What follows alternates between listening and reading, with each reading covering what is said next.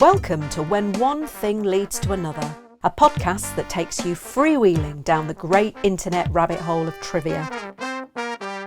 Each week we pick a starting point, and then who knows where all the twists, turns and tangents will take us.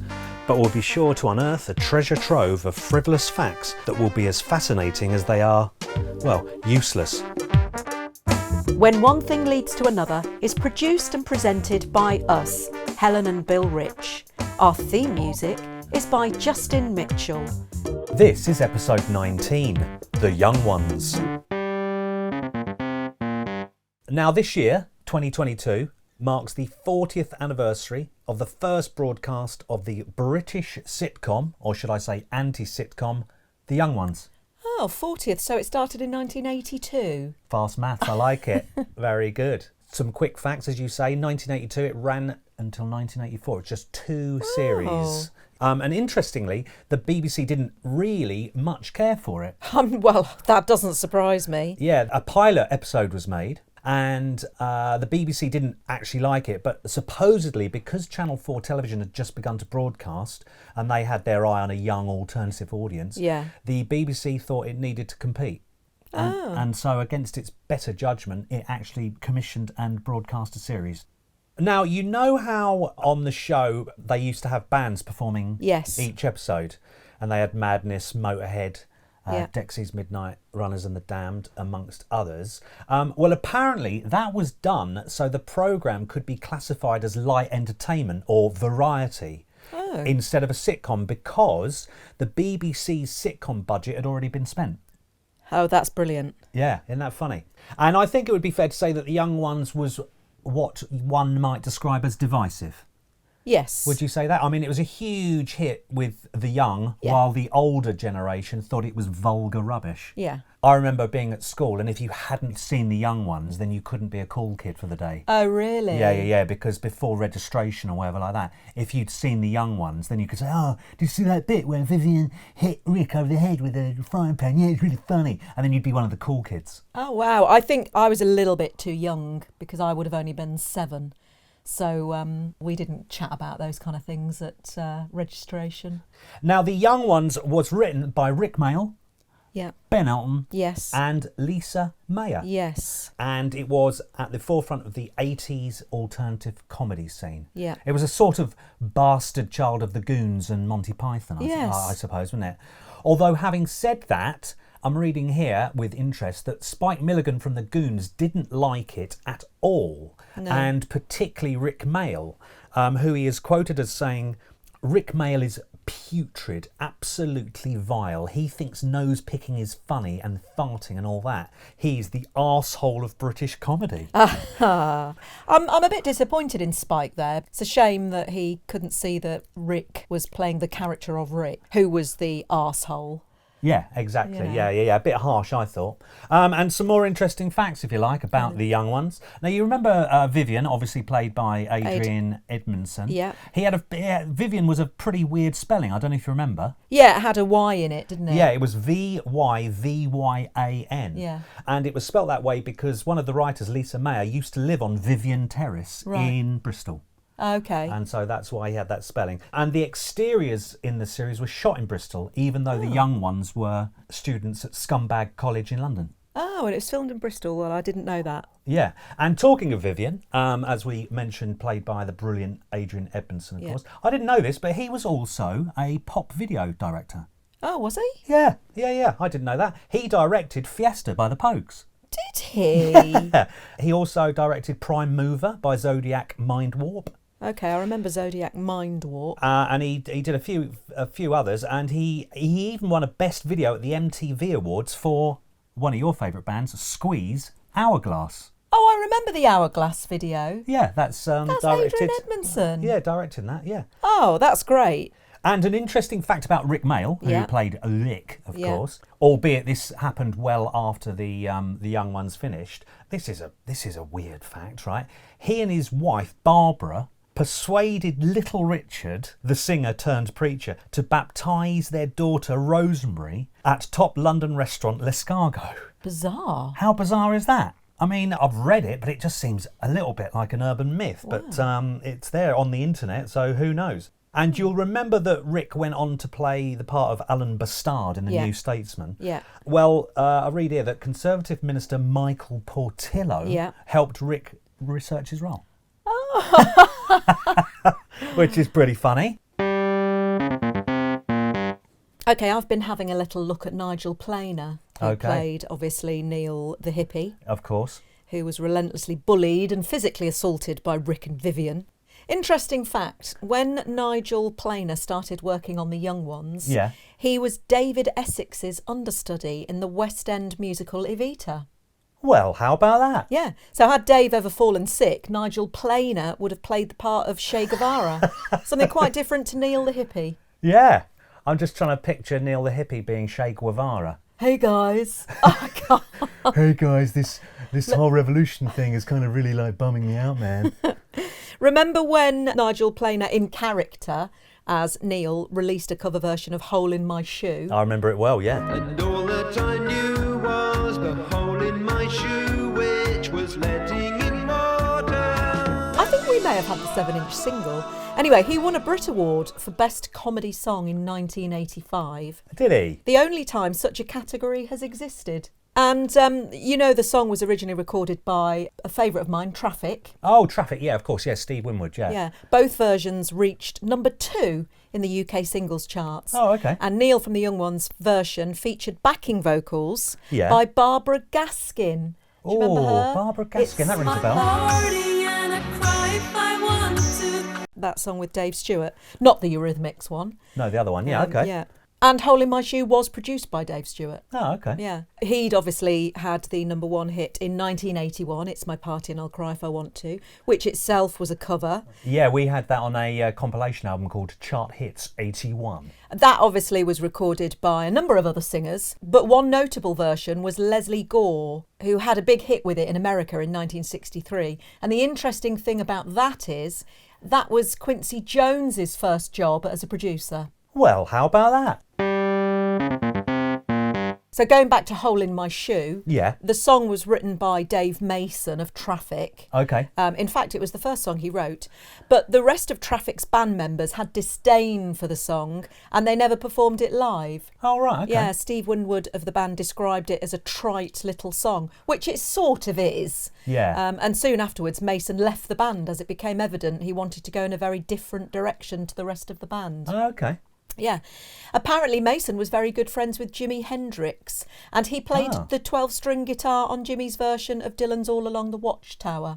And Mason sings backing vocals on Crosstown Traffic too. Oh, how about that? And for a brief period in the mid-1990s, Mason joined Fleetwood Mac. Good grief. Yeah, and released the album Time with them in 1995. And he toured with them over the course of 94-95, but again didn't fit in, so left the band. OK. He's a bit of a misfit, old Dave Mason.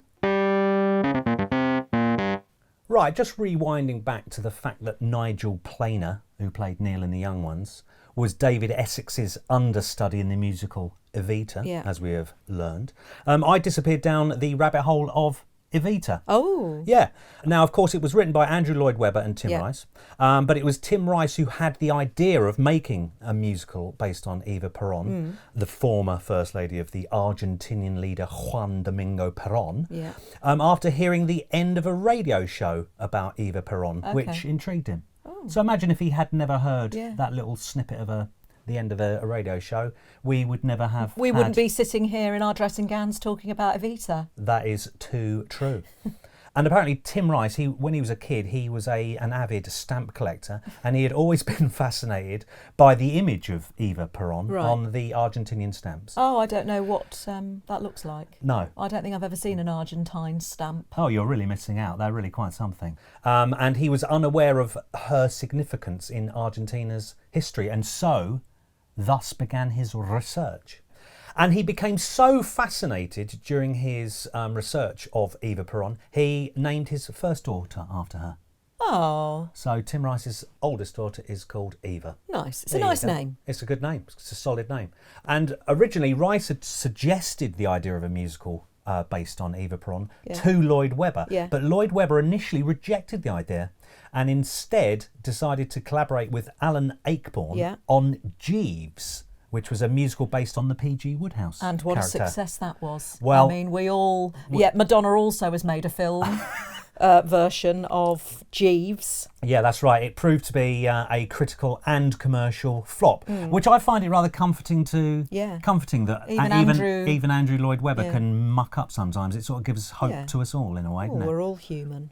Anyway, after the flop of Jeeves, Lloyd Webber then began developing Evita with Tim Rice. Yeah. Now, I didn't know this, but Evita the musical was a concept album first. Oh, okay. And then from that, it became a West End musical show. So the original album was released in 1976, and the song taken from it, Don't Cry For Me, Argentina, the famous one, was sung by Julie Covington. Oh, yes. And it reached number one in the UK singles chart in 1977.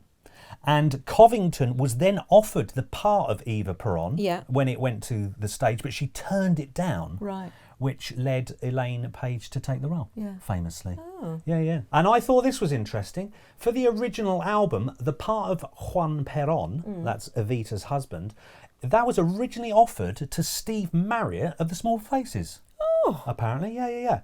And then to John Fogerty of Creedence Clearwater Revival. But they both turned it down. What a weird choices. Yeah, that's what I thought, yeah.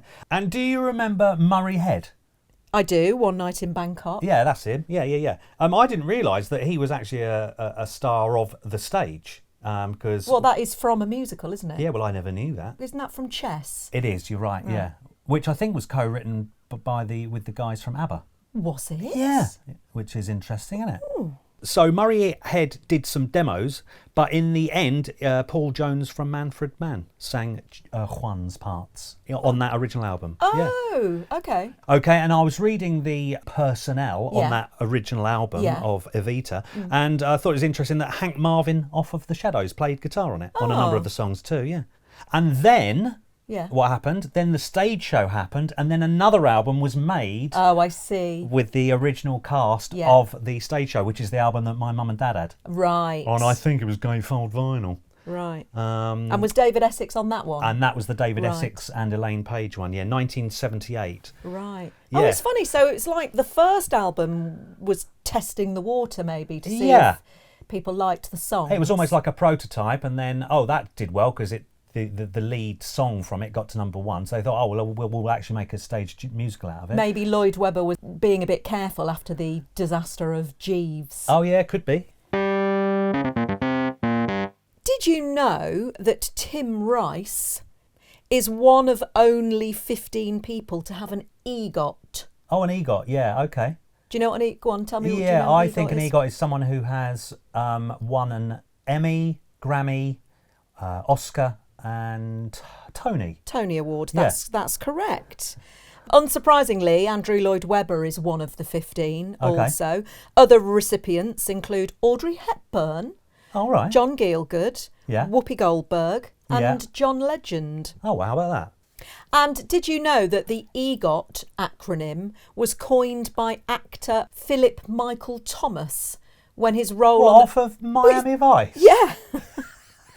Yeah. When his role on the hit show Miami Vice brought him instant fame in 1984. He stated a desire to achieve the EGOT within 5 years, bless him. Did he get any? Unfortunately, no. He's never been nominated for any of the EGOT awards.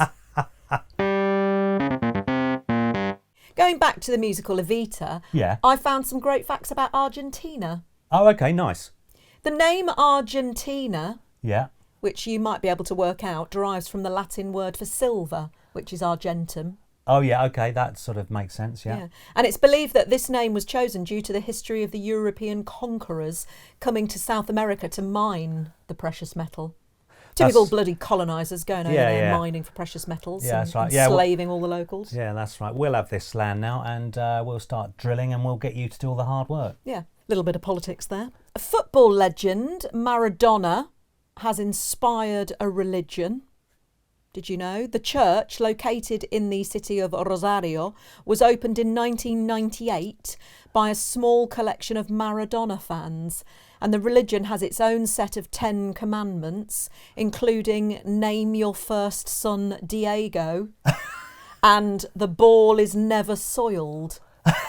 Although it may sound like a parody, Yeah. according to The Guardian, the Church of Maradona Yeah. has over 120,000 members. Wow. And devotees can even get baptised at the church. Followers of the Maradonian church have abandoned traditional year notations such as BC and AD Right. and instead use DD. Oh, okay. Supporters count the years from Maradona's birth, meaning the DD stands for Después de Diego. Oh, so- After Diego. I see. Okay. Yeah, Wow, that's crazy. yeah. More interesting facts about Argentina. Yeah. In 1977, the Argentinian government sent a pregnant woman by the name of Silvia Morella di Palma to Yeah. Antarctica to try and stake claim to a part of the continent. Oh, right. Okay. At the time of her journey, Yeah. Sylvia was 7 months pregnant and her son Emilio Marcos Palma was born on January the 7th, 1978. He was the first person ever born in Antarctica. Wow. Despite Argentina's plan, the claimed territory of Argentine Antarctica is not recognised by the rest of the world. Oh, okay. And here's a corker about the country. Pope Francis, Oh, I. you know Pope Francis, Oh, the current Pope. yeah, Yeah. he used to work as a nightclub bouncer in Buenos Aires. Did he? That sounds like the beginning of a joke, doesn't it? But it's actually true. Well, according to the internet, at least. So he can handle himself, that Pope. And another of Argentina's most famous countrymen is Che Guevara. course. Although a lot of people think he was Cuban, of course, because he went over there, didn't he, Oh, yeah. to help out in the Cuban Revolution. Yeah. And in fact, of course, played a key role in Castro's government. Oh. But he's actually Argentinian. Oh, okay. And you know that famous picture of Guevara? Yeah, with his beret. That's the one. It's known as Guerrero Heroica. Oh, okay. Heroic warrior, is it? Is that what it means? Something like that. And so famous is that photograph, it's been named the most famous photograph of all time by the Maryland Institute of Art. Okay. While the Victoria and Albert Museum here in London has stated that the image has been reproduced more than any other image in all of history. Oh, wow. How about that? Yeah. But I bet you can't name the photographer of the world's most famous photograph. No. Well, I'll tell you. It was a bloke called Alberto Corda. And he claimed no payment for the picture and has never asked for royalties. Wow. Because the photograph helped, he said, become the ultimate symbol of Marxist revolution and anti-imperialist struggle. Yeah. However, Corda did not want commercialisation of the image related to products he believed Che Guevara would not support, especially alcohol. So when in the year 2000, Smirnoff Vodka used Che's picture in one of their commercials, Corda claimed his moral rights, which Yeah. is a sort of form of copyright law. Well, I suppose it's like intellectual property. And he sued the advertising agency Low Lintas and Rex Features, the company that provided the photograph. And the final result was an out-of-court settlement of $50,000. But Corda, rather than keep that, he donated it to the Cuban healthcare system. What a good guy. Which- I would hope he's pretty comfortable himself then. Well, he's a good guy, isn't he? And he stated, quote, if Che was still alive, he would have done the same. I'm sure he would have. Indeed. And talking of Che Guevara, did you know the name Che is actually just a nickname that Oh, he yeah. inherited as an adult? Right. It translates as something like mate or pal. Oh. Yeah. But his real name was Ernestito, Ernestito. which means Little Ernest. Little Ernest, yeah. And when I found out that, I decided to write a dad joke. And would you like to hear it? Go on then. With great trepidation. So I say, you know that Che Guevara? Yeah. And you say, yeah. And then I say, I don't much care for his character. And you say, well, why is that? And I say, it's because he's a little earnest. Oh, very good. Yeah, but that would only work if people know that his name is Ernestito. Hey, come on, I'm giving you gold there. Well done, Dad.